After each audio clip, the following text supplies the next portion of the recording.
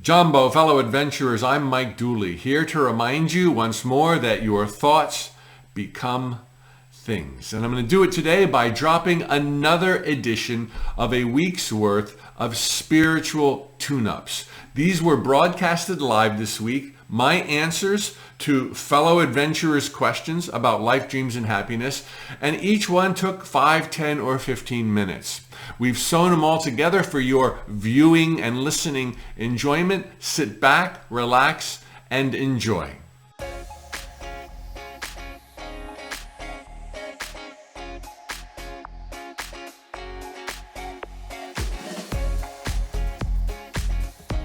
Jumbo, fellow adventurers, Mike Dooley, Thoughts Become Things. Glad to be with you on a Monday morning. Time for a spiritual tune-up with a question that I think we have all wondered.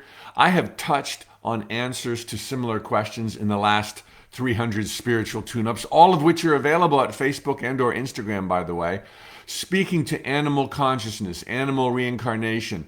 But I don't think I've spoken in a single tune-up on as many topics as has just been asked. Plus, there's some tangents I'll touch on as well. Mike, I'm deeply in love with the animals in my life. I know that feeling. Are the same things true for them as are true for us as part in terms of our spiritual evolution, the evolution of consciousness? Life after death, they also die, but do they come back? Do they become humans in reincarnations? Do we choose to return as animals sometimes? Great questions. I can tell you, maybe I've had an easy life, but the rock bottom was when I had to put down my beloved mixed breed, 52-pound black mongrel. And it was just utterly debilitating. And I couldn't believe that, given what I felt like I knew about reality at the time, this was maybe 15 years ago. So I was still on this path as a teacher of spirituality. It was still so debilitating, utterly devastating for a week. And then, like, literally on the 8th day, I rose and I was like totally over it.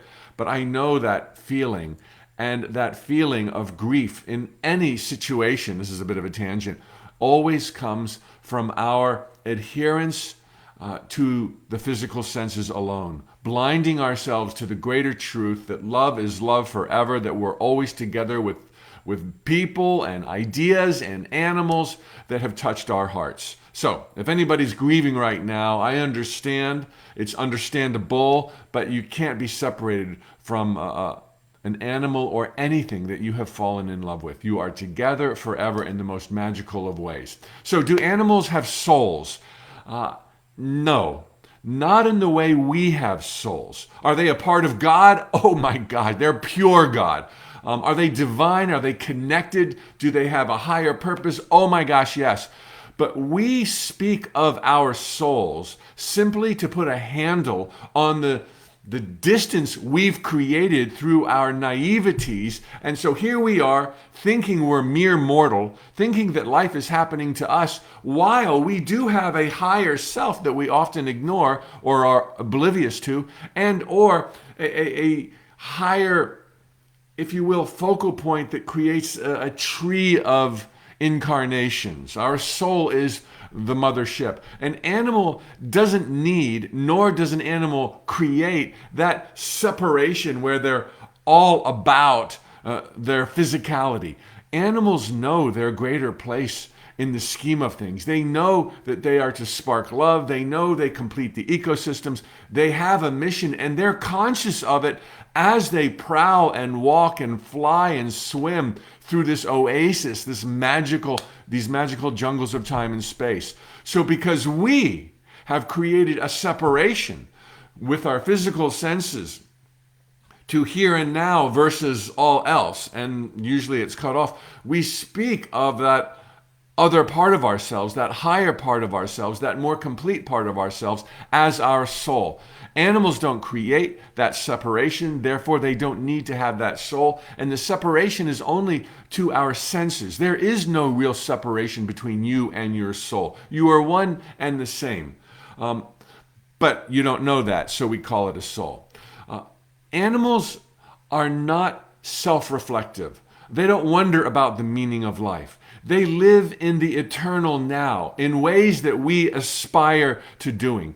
And therefore, when they expire, when they transition, there is no unfinished business.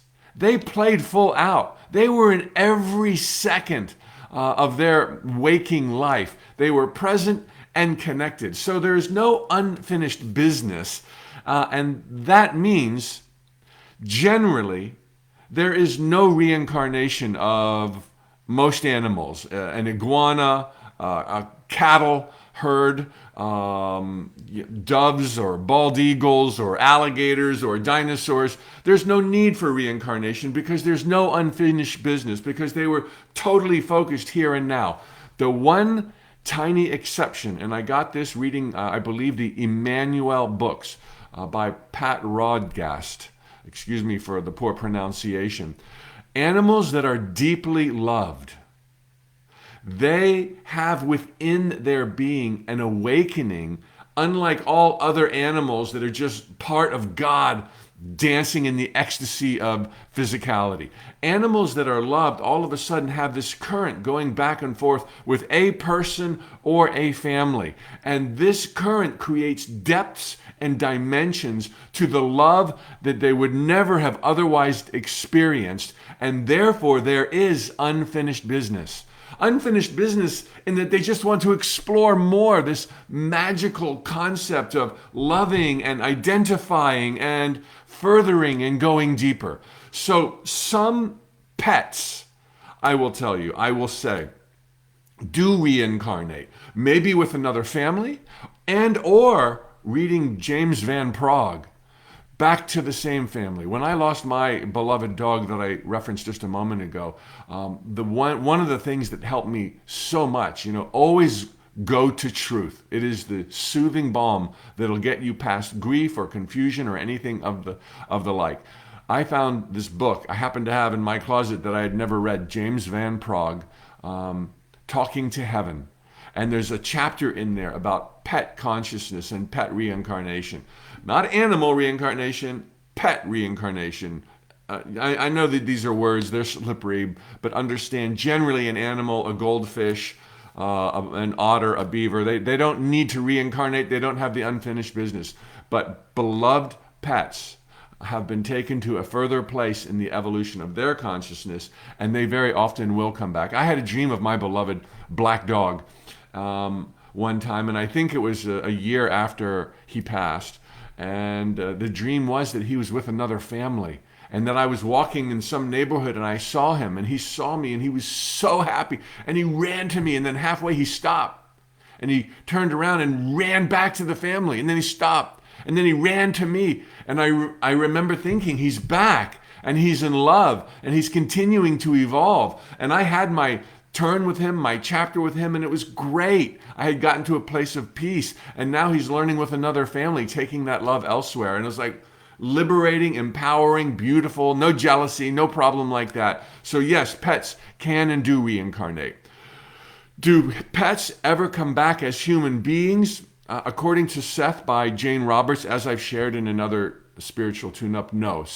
Animal consciousness is very different than human consciousness. It's a different track, it's a different degree, it's a different, everything about it is quite radically different than the evolution of human consciousness. Divine mind absolutely wants to come here as human. Divine mind is you and me. Divine mind does not need to kind of go through an animal sequence to then become human. If divine mind wants to be human, here is divine mind as human, and here is divine mind as animal, and there's zero need. And while humans might think, well, the evolution of consciousness, we go from rock to plant to animal to human, that's a silly linear way of humanizing the idea of evolution. But make no mistake, every rock, plant, and animal is pure 100% God, divine spiritual energy. The other question, the converse of that, would a human being ever come back as an animal or maybe as a pet? Again, Seth says, And I revere Seth because of the empowering nature of almost all else that Seth shares that I have a sense of. When Seth kind of goes to a realm like, do humans sometimes choose to come back as animals? My mind and my essence cannot fathom that, but Seth can. And because Seth is right on all these other things, I give it to Seth. Seth says, no, never, never, never, never. A human being can lend a fragment of their awareness, of their consciousness to a tree, a blade of grass, a bird flying overhead, or an animal, while in human form or from the other side. But they would not be doing transmigration and coming back and reincarnating from human to animal to cow to dog to whatever. No, absolutely not. Just the way animals don't become human, human don't become animals. Although there's this sharing. And in the deepest, truest sense of all, we are everywhere, always at once. So I'm already in every animal, every mote of dust, and it's a matter of understanding and bringing awake my consciousness out of this body into other bodies, which is surely an effortless feat with true enlightenment and understanding of the nature of reality. So they are holy, beloved sparks of God that take on human characteristics when they're loved in good and not so helpful ways. Guard dogs, obedient dogs, loving dogs, and all other animals. They're here to complete the ecosystem. They're here to be our best friends. They're here to be a light, to be an example. And they're still here discovering more reasons to be here, all in divine mind. Everything is sacred. Everything is holy. As far as the vegetarian-vegan issue, I've spoken directly to that before. I am nearly vegan. I highly recommend it. Perhaps it's not for you. Don't go there. No problem. No one's judged for whether or not they eat animals. There's no karma, in my view, as to doing that. But if you don't need to, then why would you? You wouldn't eat your dog. Why would you eat another animal that's equally conscious and loving and emotional as your dog? But do what you want. It's all good. Jumbo, fellow adventurers, Mike Dooley, TBT, Thoughts Become Things, here for another spiritual tune-up. Thanks for all the comments on yesterday's tune-up where I answered questions about the souls of animals and what happens when they move on. Today's question pertains to demons. Mike, are demons real entities as angels are? Or are they a misunderstanding and a figment of imagination? So are demons real? Real what would be the right question? Yes, there absolutely are demons out there, but they are never what we conventionally think of them as, nor define them as. First off, they exist in two forms. There are demons, two forms. One, they are a formerly living, dearly departed loved one. Whether or not you knew them, somebody probably did, right? But they were an incarnated being, descended into the low vibration of a life in the jungles of time and space. They were far removed from truth. That's what we all signed up for, to kind of descend here to all of a sudden experience our own creations without even knowing they are our own creations. And we eat of the forbidden fruit every single day, which means we react to the world until one day we evolve sufficiently to realize we are creating the world that we live in. And if there's something we don't like, we change it here, and we don't go change the reflection of the origin that's here. And in the process of that, we can get really confused and strung out far, far away from what truth is. And the more confusion in our minds, the more we resist the magic that is everywhere. And if a human being, departs in an extremely confused state, when they realize that they are still awake, conscious, but without a body, they can tend to freak out, and they can want to come back. They want to seek revenge. They don't know what to do with themselves. They are not wise enough to be drawn to the light automatically. Guides and comforters and angels are sent to their rescue. No one is ever lost. But in the meantime, whether it's years or millennia, they could be trapped, just as we saw in the movie Ghosts with Patrick Swayze, Demi Moore, so long ago. I know that dates me. What a fantastic movie that is.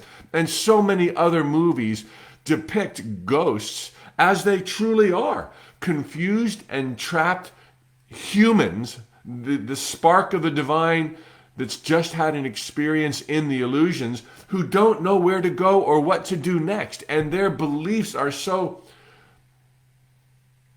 limiting. And the beliefs we have on earth, this is what we take with us in the afterlife. We've got a little bit of a boost in the afterlife. We have more friends if we believe we're going to be helped or we're going to meet Jesus or Buddha than we do. But if we believe nothing happens, if we believe it's the extinguishment of all reality, that life and time and space is just random chance and has no spiritual or intelligent meaning, well, those folks have a real difficult time on the other side because they're trying to reconcile the fact that they're still alive but without a body. And so they will haunt. They will hang around. They will throw things, try to get your attention, hate you, curse at you. But please understand that they can absolutely not touch you. And while I say they can throw things 99.999% of the time, you would never be aware of it because it would only be the ethereal things that they can grab onto, not the physical things that you can otherwise see. Okay, so either they're a departed, confused human being, or the other type of demon is a thought form of someone now waking and in life who believes in ghosts, who believes in demons, or for some other reason in their psyche has created a projection of what they truly believe they are physically seeing, an apparition, a ghost, a demon, a devil, but it is entirely of their own creation. And similar to the other type of demons, such creations are absolutely powerless, totally powerless to intervene, to mess up, to get in the way of your life, or to do the things that we think demons do. That they're just a thought form, completely powerless. So, there's two types of demons, and neither one can do anything to hurt you. They cannot touch you. They cannot interfere with your life. Only you can interfere with your life. And if you might point to them and say it's their fault, well, that's your creation and you're giving them power. Instead, just peace out, wish them well, tell them to go to the light, and in a blink, literally, they're going to be gone. What I would most like to impart in this spiritual tune-up is that unlike the presence of angels, there is no corresponding demons or devils. There is nothing in reality, not on any plane or sphere of existence, where evil comes alive and is personified, where evil lurks and tries to overtake good. There's only consciousness, and all consciousness is of God, by God, pure God. All consciousness is born of love. It just can fleetingly be extremely confused, but it can always be ultimately reached and rehabilitated. So it's not like the devil is out there. There's absolutely no such thing as a devil. As I have repeatedly said in these tune-ups, what would a devil be? Like, oops, God made a big mistake. Divine intelligence, source energy made a big mistake. And now this primordial goop and glop that's trying to overtake, as if God couldn't just step on that thing, if it even existed, and it doesn't. Nothing existed in this wonder-filled oasis of perfection in the physical universe. As I said in my book, The Top 10 Things Dead People Want to Tell You, that would be like having a cockroach in God's kitchen. Inconceivable, absolutely absurd, totally ridiculous. It's just beings of light that can fleetingly be totally confused. So there's no such thing as a demon, as depicted in Halloween. There's no such thing as a demon, as a poltergeist that can reach out and into your life, jump into your body, all those awful things. Those are born of confused minds here who don't see the magic and the love and the second chances and the billionth chances that are afforded all of us. We truly live in a world where everything serves us, everything lifts us up, everything is here to serve you and I. Everything is working out fantastically. There've never been any kind of mistakes. Don't judge yourself that way either. We're all doing the best we can with what we've got from where we are, and we're all walking each other home, as Ron Doss so famously said. Jumbo, fellow adventurers, it's Mike Dooley. Time for a spiritual tune-up where I, every weekday, answer your questions. Post it on Facebook and or Instagram. Today's question, Mike, if we are the answer, why do we question? If we truly seek clarity, why do we spend so much time looking for it as opposed to just receiving it and living happily ever after? This is the billion-dollar question, and it hints to the origins, the purpose, the reason, the joy, the adventure of these sacred jungles of time and space. We came from that place of being everywhere, always at once, of knowing all things, omniscient gladiators of the galaxy and the universe and multi-universes and beyond. And it was from there God had this new idea. Source energy, divine intelligence had this idea for further expansion. What would it be like to fleetingly believe that we are here and not there? That we have or have not? That it's today or that it's tomorrow, or that it's the past or that it's the future. Instead of being everywhere always at once, what if we fleetingly believed in the lies of time, space, and matter? Suddenly, the potential for emotion was born. Just with a little bit of thought, divine intelligence doesn't know sadness, doesn't know joy, doesn't know being excited, has no idea of what coffee tastes like on a Friday morning right before the weekend. Divine intelligence is just blissed out, if you will, with not even a ripple of emotion. Nothing that you know of as an emotion, not even human love, which is totally different than divine love, could be comprehended unless divine intelligence fleetingly, briefly forgot, let go of truth, no longer knew, needs to ask questions. Do you see? By fleetingly forgetting the truth of its ever-presence, suddenly game on.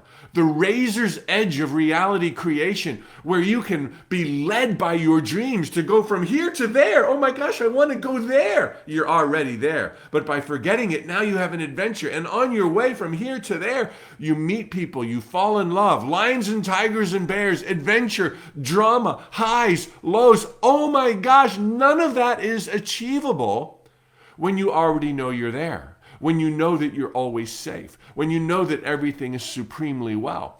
Hence, these sacred jungles of time and space. Scary? Oh my gosh! The universe didn't know what fear was until it became us. But coming here, it knew ahead of time that it would all be happening within itself.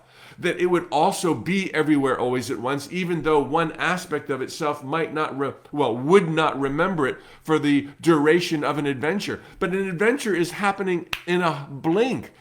Eternity is a blink. 1,000-year lifetime is a blink. It's like a nighttime sleep and you wake up reinvigorated, charged. Wow, I thought that was so real. I thought you were good and I thought you were bad, and let's go back again and let's do it all over again, because we're going to wake up here back in the palm of God's hand and all will be supremely well. This is a little bit of what I alluded to yesterday and in earlier tune-ups when I spoke of our eating the forbidden fruit. This is a metaphorical tale in the Bible. When we look to the illusions around us and think that they're more real than us, that they existed prior to us, that we are an afterthought, that we are a byproduct, that we are secondary.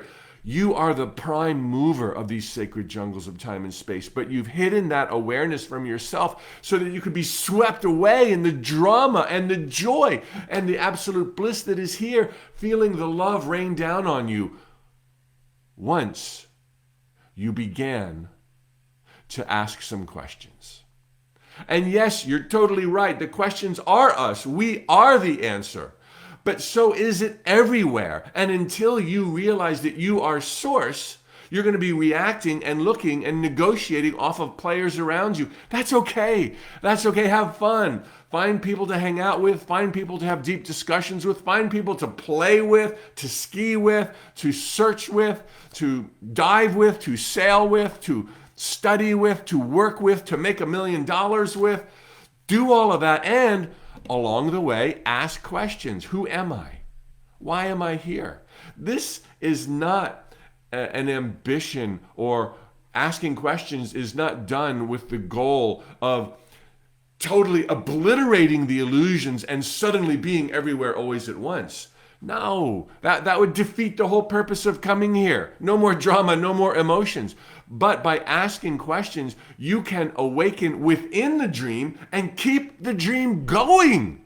Then you can stay here and enjoy chocolate. You can enjoy sunsets. You can enjoy dew on the grass. You can enjoy falling snow in streetlights or moonlight. You can, the list of ecstasies and splendors are endless.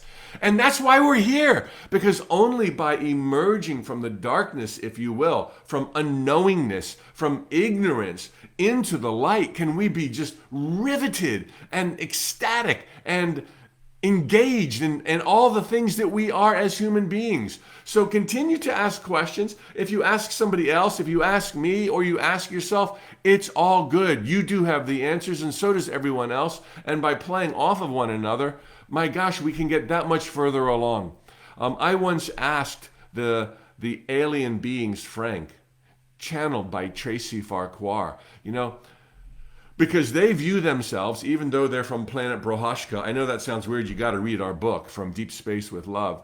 Even though they're from afar, their spiritual evolution of consciousness and that journey is identical to ours. It's all about discovering truth, empowerment, love, cooperation. And I said, given that they view themselves in a way as humanitarians of the cosmos. I know they're not human. You have to read the book. This is not about buying the book. I can tell you all that I want to tell you right now. They view themselves as agents of light. They went through a hard time on their planet. They went through a difficult arc in the evolution of their own consciousness, and they made it through to the other side, where it was just like everything got exponentially better while in the illusion. And while they continue to develop and into the arts and cooperation and thriving together as a society in Prohashka, they wondered who else in the physical universe is going through what we went through that we might be able to help. And so, like attracts like, ask questions, answers appear. They found us among others going through we're at the beginning of what they've come out of.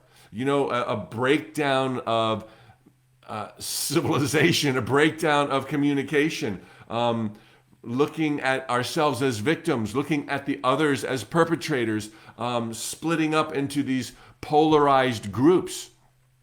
And so they're here to help. And so I asked them in this discourse that's recorded in the book, I said, sometimes I wonder, does it even make any difference that I espouse truth and that I write books and notes from the universe and try to share inspiration? I said, it inspires me, and I have a good time talking about it as I unpackage the gifts from confusion and find truth in my life. Oh my gosh, it's so much fun to talk about.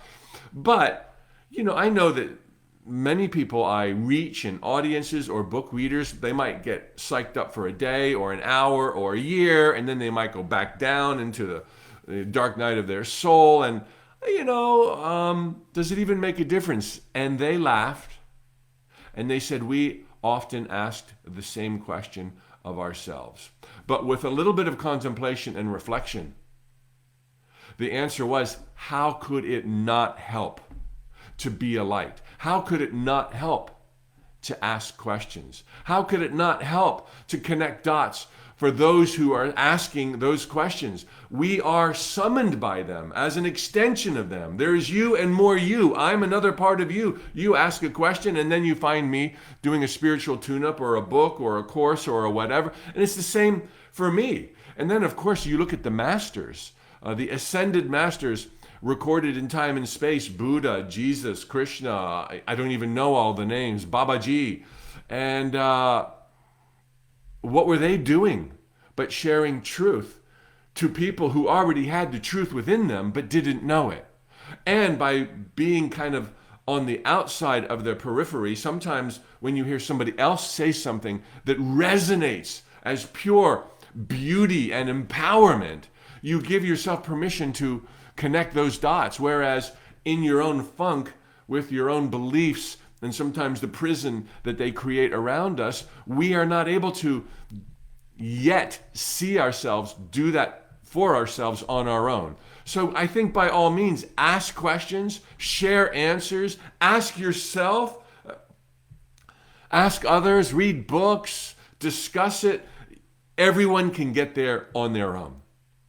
But we're all people persons. We really are. And we all like to share. And just as I have been lifted up by the Seth material and Ramtha and the Prophet and Khalil Gibran and Herman Hesse and Siddhartha, so do I hope to lift other people up. And I think there is no shame in being open to ideas. And one final thought. I had the pleasure of interviewing my friend Neil Donald Walsh.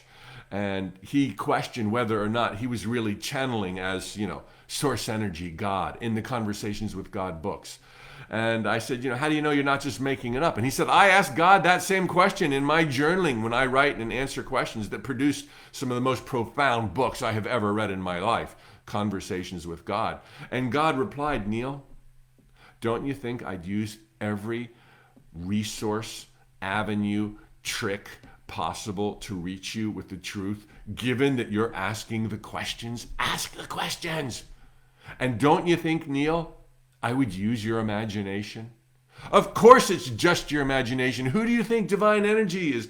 The source energy, but your imagination. There's just you and more you. And we're all playing this game where we playfully, willingly forgot so that we could rediscover it. And on each journey driven by our desires and or each journey fueled by our fears, same, journey, lessons, emotions, the jewels of time and space, we experience for divine intelligence what divine intelligence could not have otherwise known had it not taken the plunge into being you, their most favored child.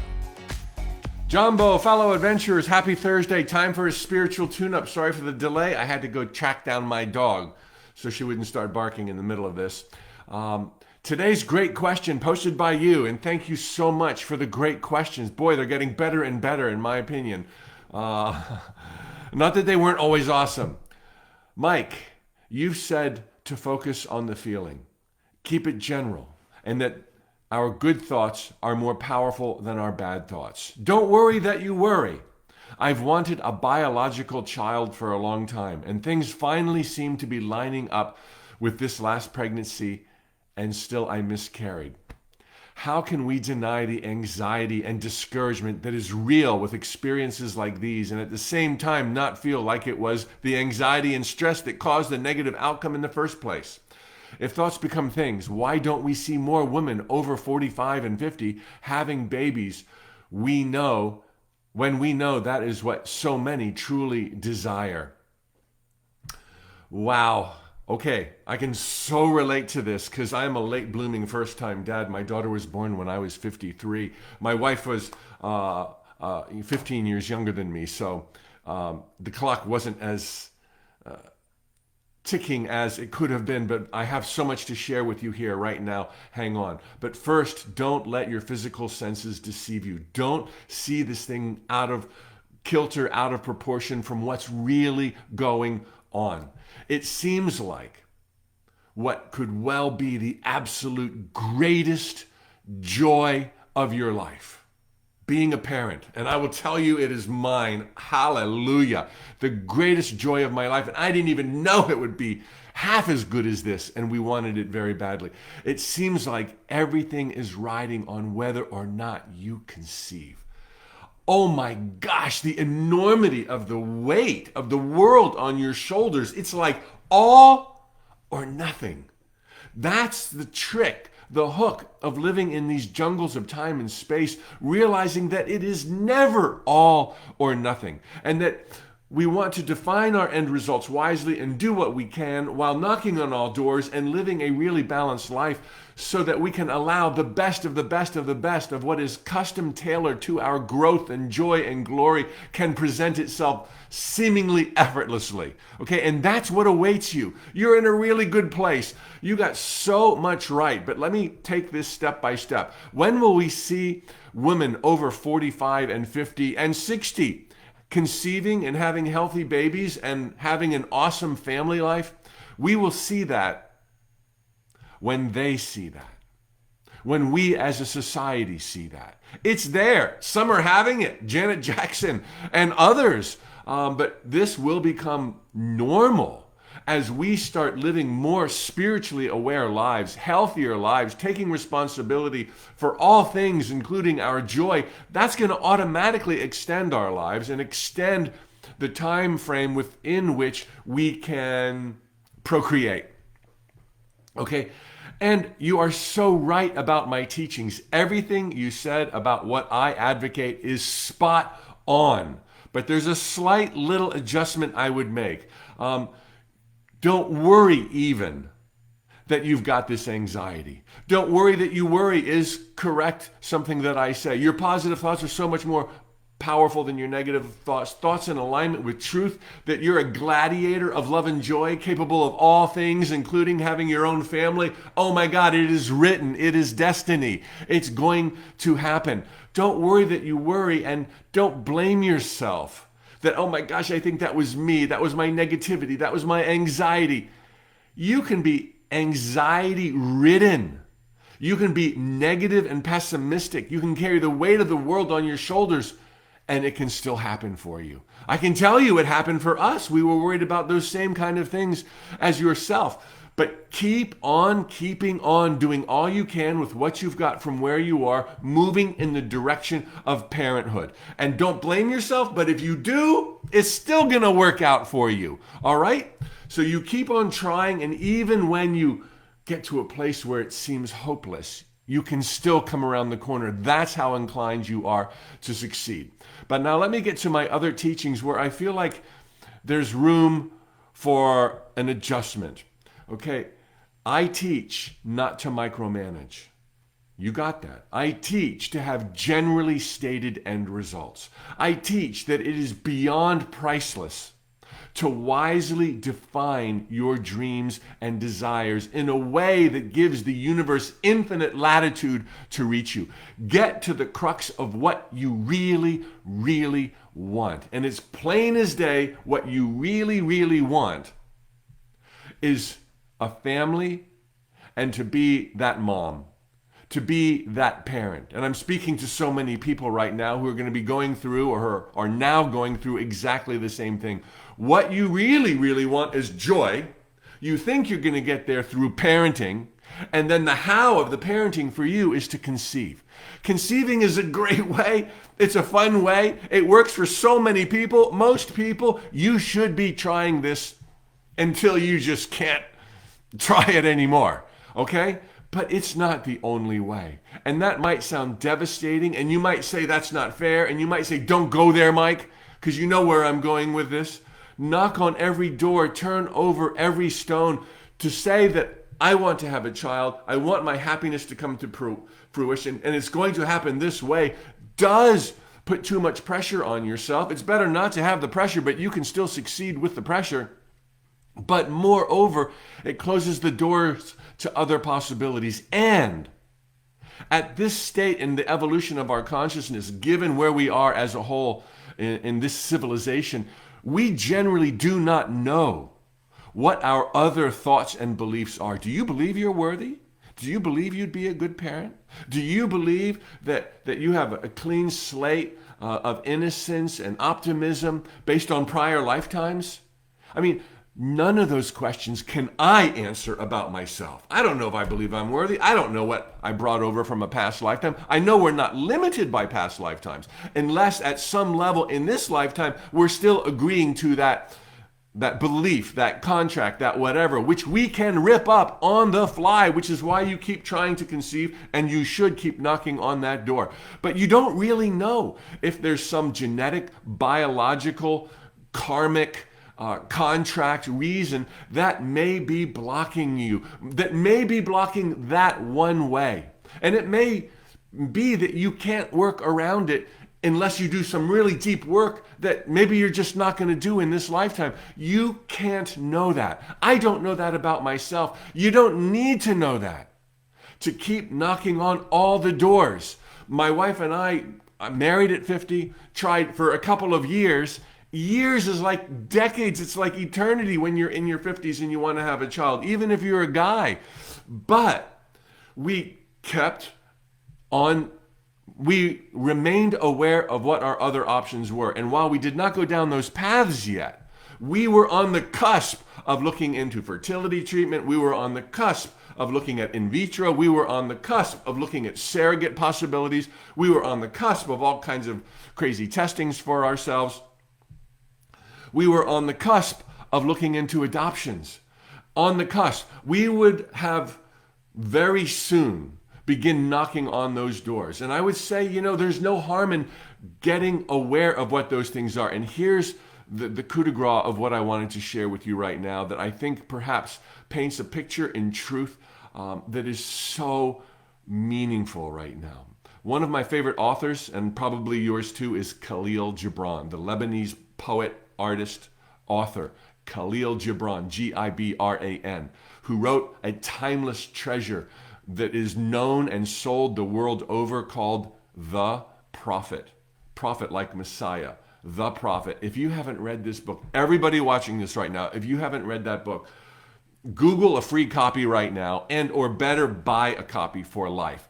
It is a treasure, and it speaks to every facet of life in a page or two. You can handle a page or two, and it talks about parenting, marriage, relationships, family, work, and there's probably 30 or 40 chapters on every one of the mainstream concepts, constructs of our civilization, and it is profound through the roof. And I'm going to quote Khalil Gibran right now in a most magnificent chapter.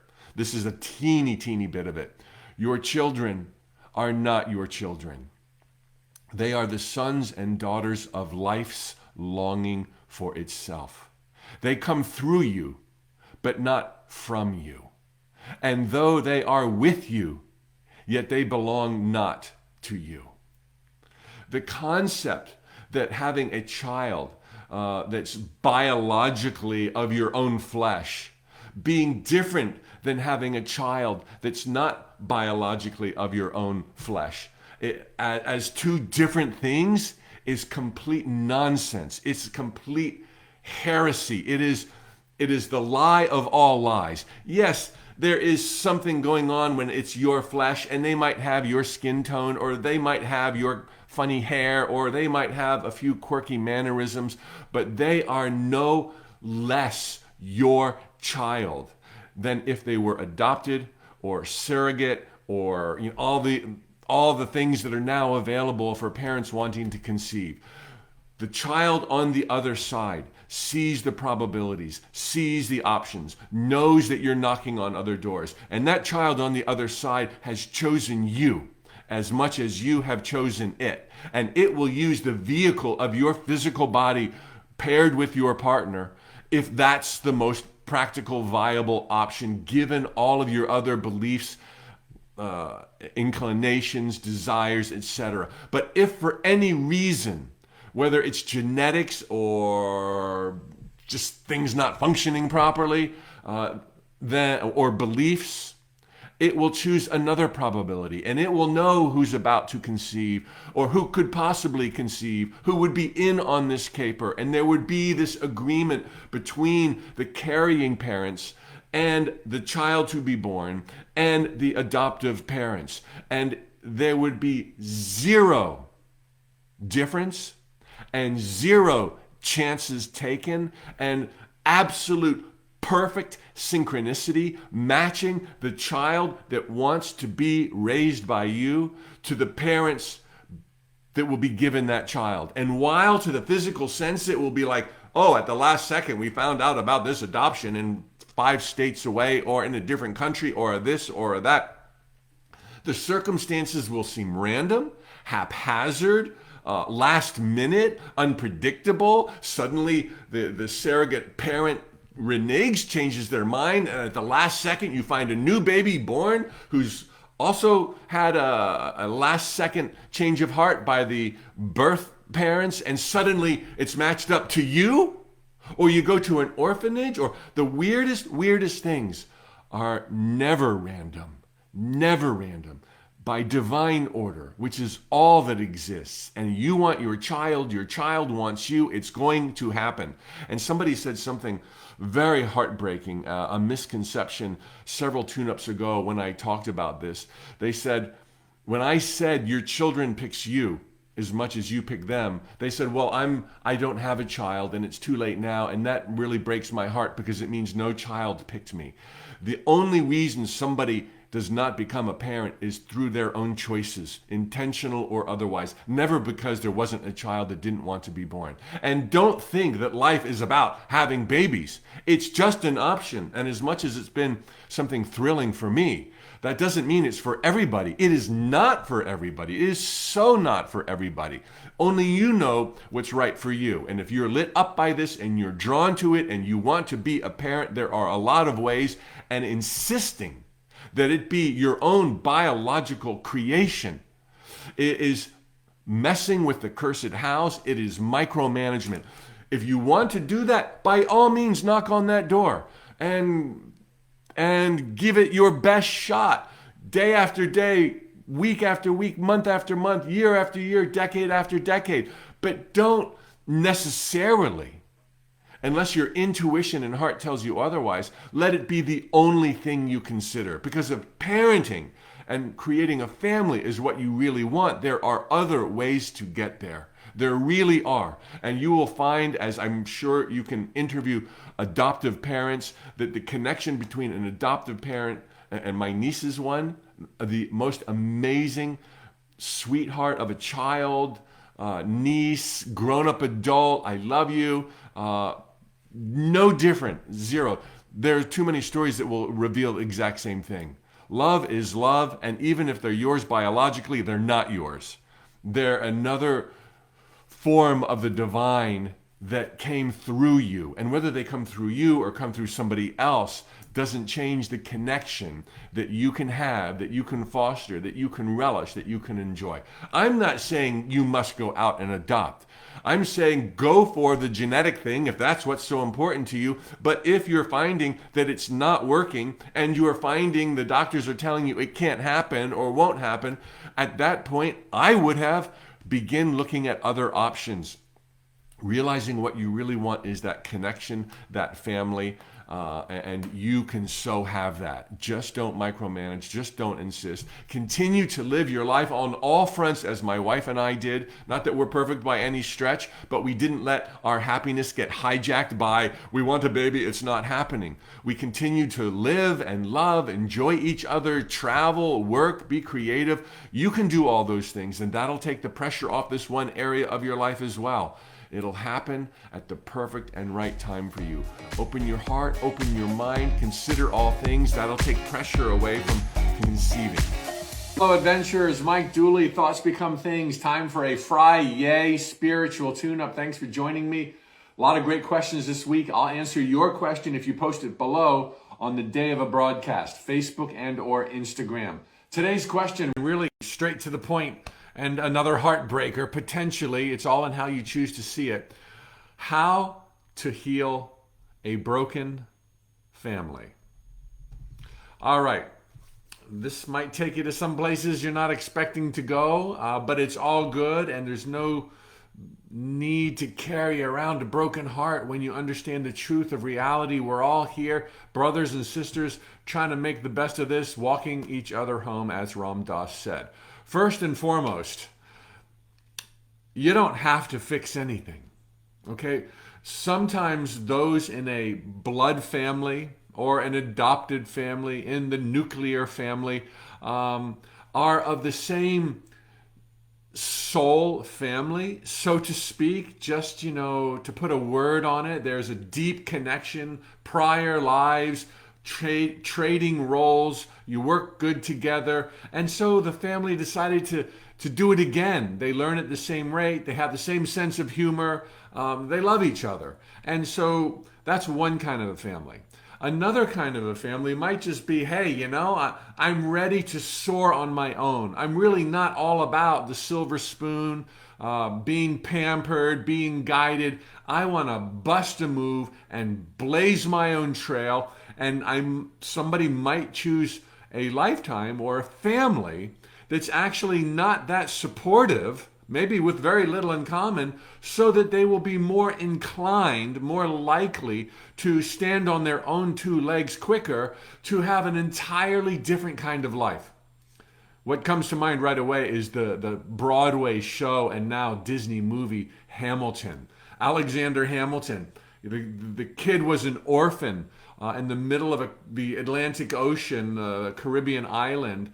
And what that did for his character, according to the biography, is made him into one phenomenal superhero, independent, creative, brilliant thinker. Now, you don't have to have poor family background or no guidance to do all of those things. The art of life is the art of life, and no two lives are the same. But the point I'm making is sometimes you may choose a family to be raised by that is really close to you, and you all just are on the same page all the time, a few squabbles here and there. And in other times, it's just not that kind of family at all, and you all go your own separate ways. There's nothing less spiritual about that. It's okay. You do not have to fix a broken family if you would just as well go a different way.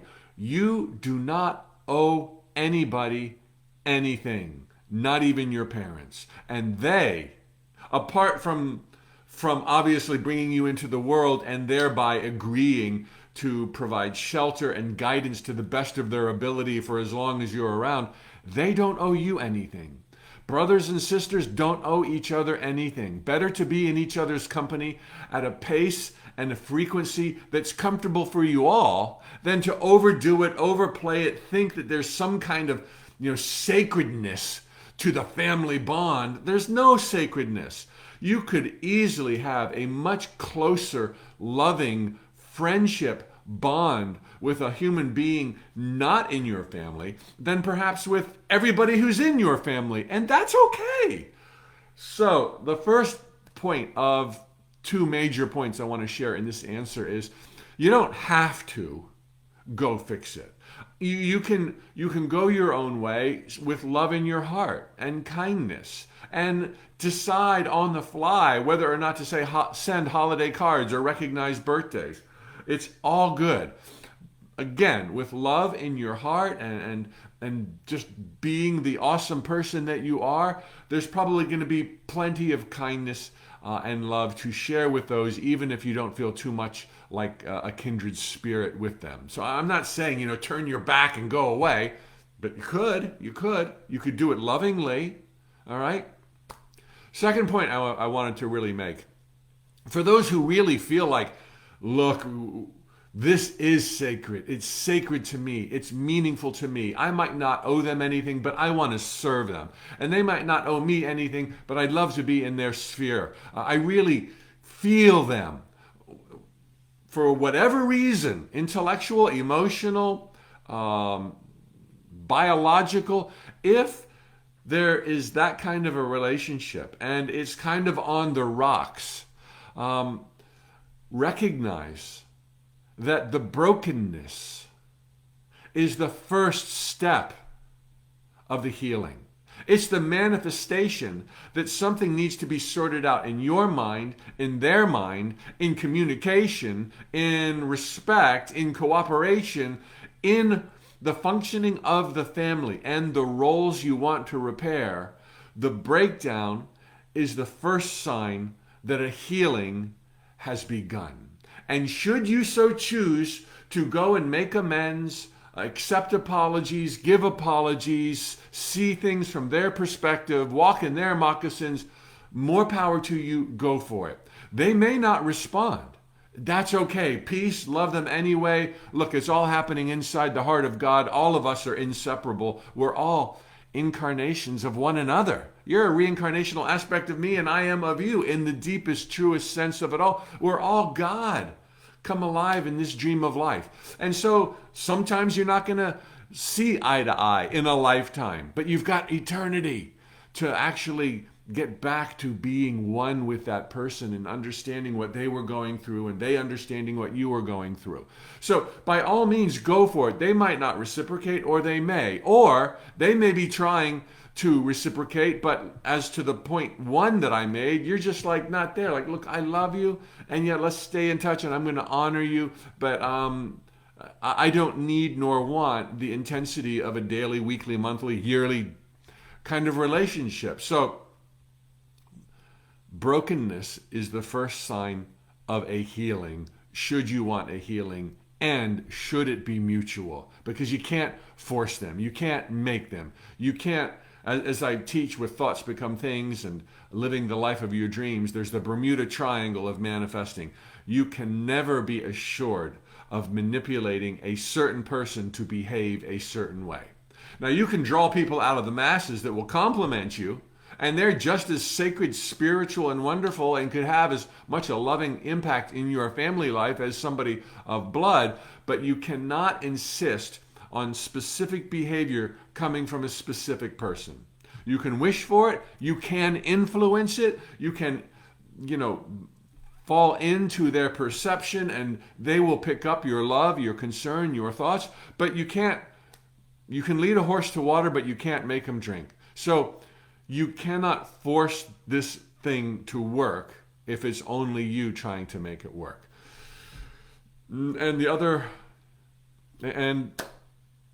And then the final thing I wanted to share, the third point I wanted to share, which should be pervasive in both answers, and I said as much already, just let there be love in your heart, kindness in your heart, flexibility in your heart, adaptability in your heart. Don't put the needs of your family in front of your own. Don't do that. Put your needs first. But when you define you, it will automatically include those you love and care for, which doesn't mean that they can hijack your happiness. But to the degree that it works for you, you can choose to stay in touch. You can see them frequently or infrequently or not at all. With love in your heart, you've got the yellow brick road before you, and burned bridges will be mended. Okay? With them on the same side of the canal as you, or not, okay? With love in your heart, it's all possible, it's all good. You don't owe anybody anything, neither do they owe you. Well, there you have it, one more week's worth of spiritual tune-ups. Thanks for tuning in. If you enjoyed what you just saw or heard, please share with a friend, thumbs up, like, follow, whatever may be the case on the platform you're now experiencing this. If you want more inspiration, every single day I send out a note from the universe. Right now it's going out to 1 million people. We'd love to add you to that list. Enjoy. Thoughts Become Things. See you next time.